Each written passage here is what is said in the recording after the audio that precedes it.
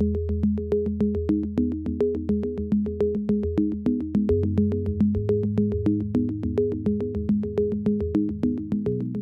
so I've added my aniline, acetic anhydride. I've done my calculations on my report sheet, and I found that I, in fact, do have quite a bit of extra acetic anhydride. Acetic anhydride right now is about 1.7 times the amount of aniline that we've used. The product is formed. I've added an additional 80 mils of water, so I have now 100 mils of water plus my acetic anhydride. I'm going to be heating it with the charcoal that I've added. You can see it at the bottom, as well as some boiling chips. Hot plate. Please, absolutely, the lids must be off. We don't want to be heating a closed container. At this point, it's actually will require your attention. Students always ask me, how hot do I turn the hot plate? And I always say the same thing, get it going. So I've turned this to maximum. Now, the problem with that is it does require your attention. This thing is shaped like a volcano. If you let it boil, it will act like a volcano. With the boiling chip, it should go smoothly. However, with maximum heat here, hopefully it will boil quickly, but with your attention, it won't boil too quickly or out of control. So I've turned it on high, and I'm going to sit and wait. We have been heating the solution for several minutes now, 2 or 3. You can see some of the material has started to dissolve. The charcoal, of course, will not dissolve, nor will the boiling chip. You can, it's comfortable to the touch. Once it starts to boil, that may very well change. For that, we do have things called hot hands, kind of looks like a Pac-Man. And you can see that it is actually starting to dissolve quite nicely.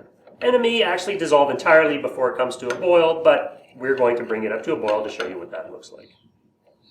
It's now been several more minutes, probably 4 in its entirety. You can see that the charcoal is starting to dance. That is just an indication that it's going to start to boil soon. At this point, you must be very careful. If you leave it unattended, this will boil over and onto the hot plate. It's prudent at this point probably to turn down the temperature, and I would go to about half. So on this hot plate, it's 5. It will continue to heat quite aggressively. There's enough thermal momentum in the hot plate that this will heat very quickly, even though I've turned it down. It's still comfortable to the touch, but just barely. If you swirl it, you'll get a lot of the material to dissolve even prior to its boiling. You may use your hot hands. They are a little cumbersome, so you must be careful when you use them. However, a technique that I like to use, and it does take a little bit of caution, is if you tilt the flask modestly, no more than about a 45-degree angle, you can rotate the flask carefully, being mindful of the steam, and help rinse off some of the hot material on the side of the flask. And you can see now that with 100 mils of water, we haven't actually come to a boil. We have, however, dissolved most of the material. As you can see, through mild boiling, we get a large amount of condensation along the side of the Erlenmeyer flask, which actually helps us remove or dissolve the last little bit of material, rinsing it down into this solution.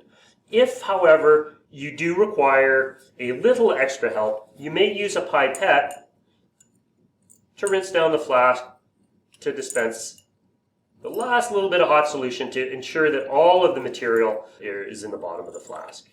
To my eye, this looks sufficient. There's no more material up here. The bulk of, or the entirety of the acetanilide is now in the hot water. I'm going to use the hot hand and remove it from the hot plate and set aside momentarily to allow it to cool.